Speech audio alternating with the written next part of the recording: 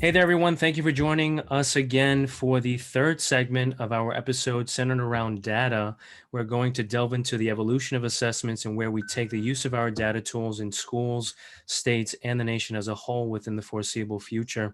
If you like what you hear tonight and want to learn more, don't forget to subscribe below or tune in next week live at 7 p.m. Given what you see and what you know about the effective use of data and what you hear and observe in different school districts, state departments of education, and so forth, what are some of the suggestions you have for us to make it better, more effective, so that it becomes, as Jeremy said, something that helps the kid as opposed to just satisfies the adults? And I think Whitney was going to just add a little more to that as well. Sorry, Marie, a bit of a comment about something Jeremy was referring to that's not completely germane to Atiba's question. So I can hold on that if you'd like, or no, go ahead. Go for it, yeah.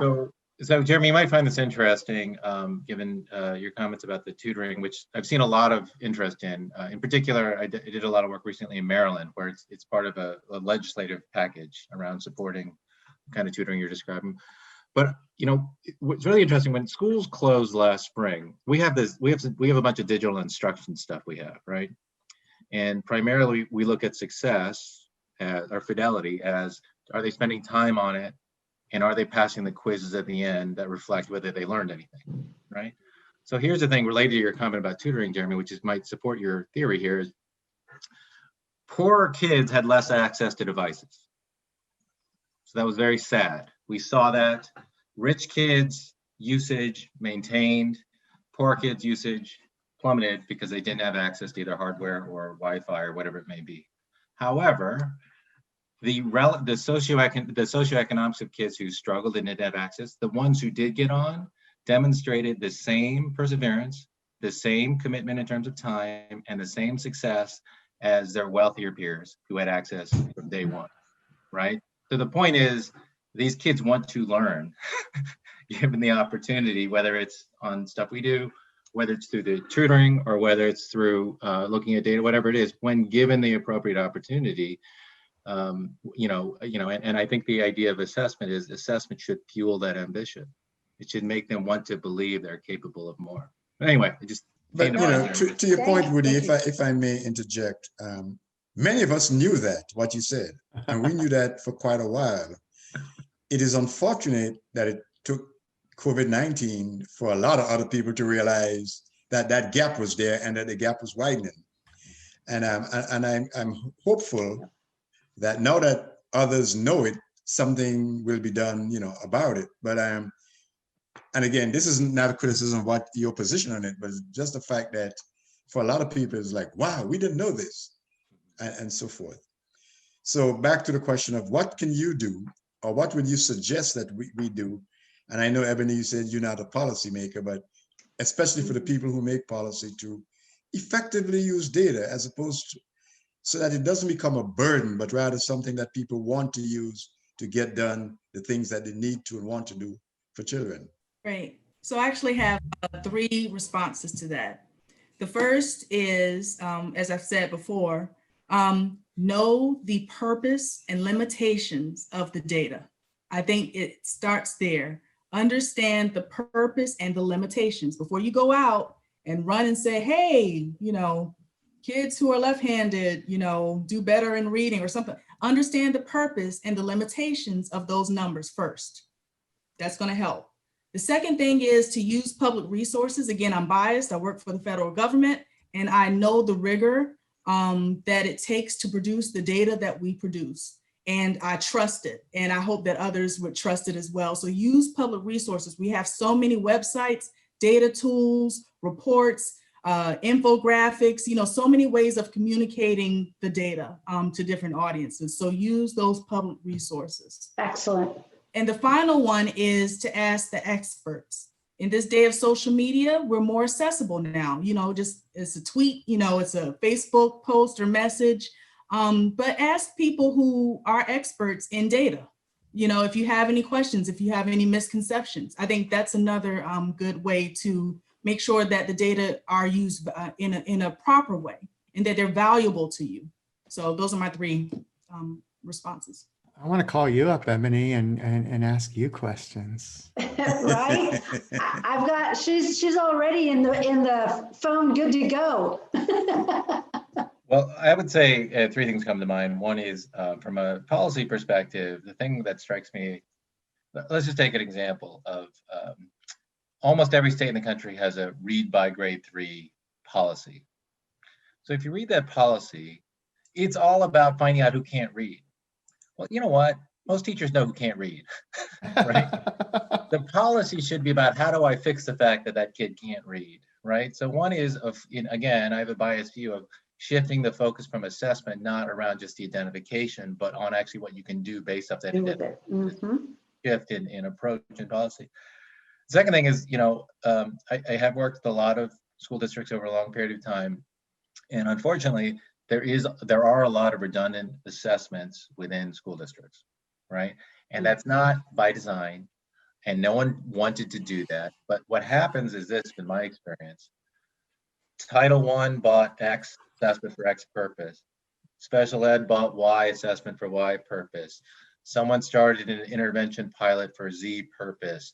And if you look at the siloed decisions, they all make sense.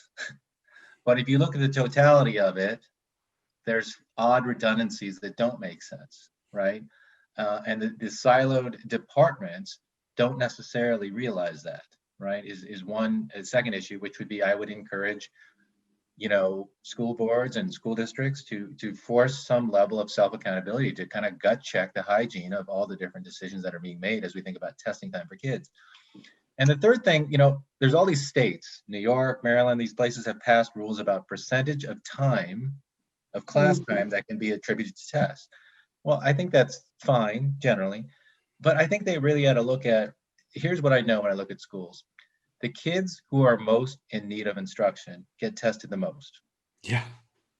Right? That is a much bigger problem than just the overall amount of testing.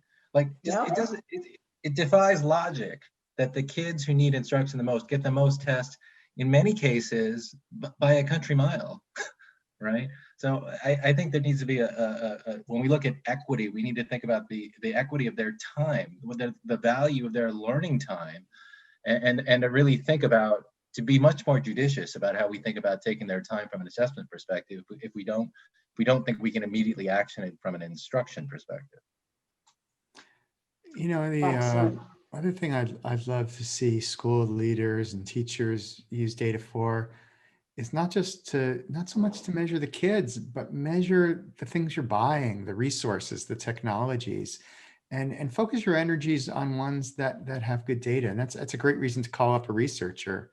You might think, looking at Digital Promise up there, that I love everything technology, but I don't. There's a lot of junk out there.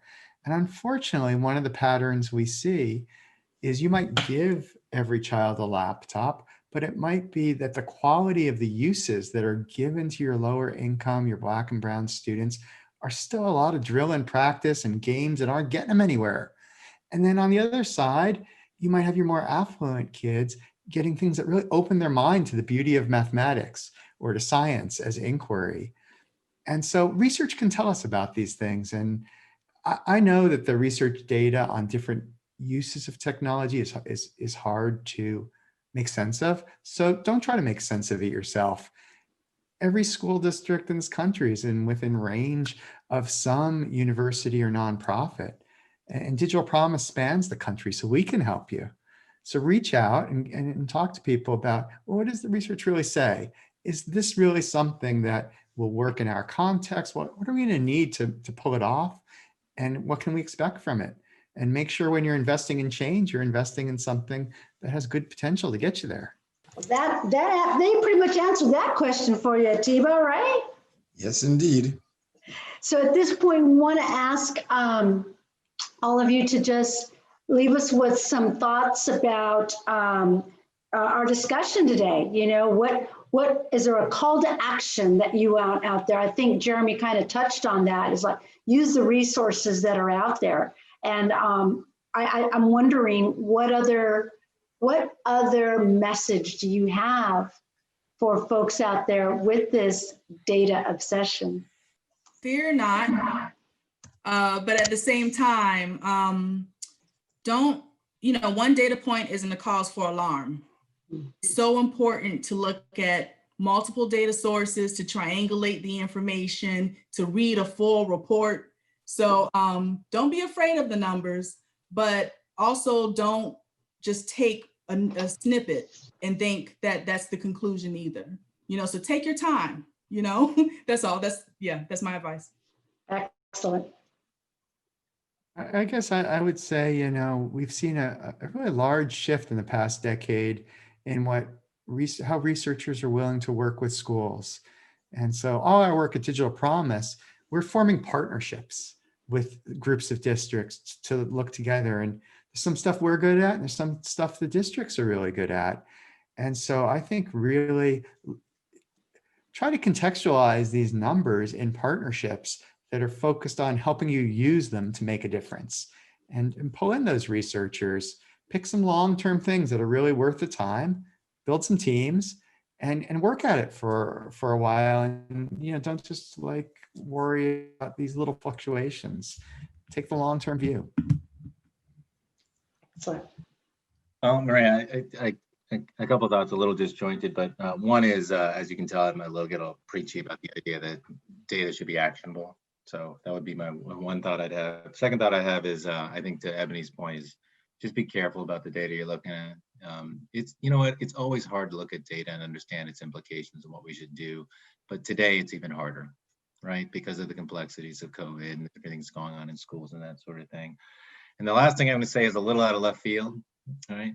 But Thanksgiving's coming up, Christmas is coming up. We got weird schedules, we got hybrid, we got whatever. And if there were one thing I could get everyone to do, I would tell them, go read some books. It seems odd coming from a guy who sells tech stuff, but I'd say, you got books on the shelf, mom and dad know how to read books, read some books.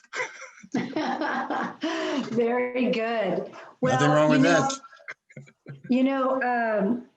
First of all, we really want to thank all of you for spending some time with us and keeping this conversation going about the numbers. Next week, you've all just teed it up so well, and you didn't even know what next week's topic is. But next week, we're talking about advancing a culture of results. People first in assessment and accountability. And so we hope you all will tune in next week so you can hear what folks have to say on that. And you know what, Ativa? I just realized we did not preface that the By views saying that that we share. what you hear does not represent the views of our respective organizations, both guests and moderators. These are professional individuals. So that's our disclaimer. Exactly. And we can't thank you enough. Enjoy the Thanksgiving time. Read a book. Stay warm. Thank you, everyone. Hey there, and don't forget, if you like what you hear and want to gain some more insight into what school districts are facing now, then tune in every Thursday at 7 p.m. or subscribe below. We thank you for joining us, and we look forward to seeing you next week. Have a great night.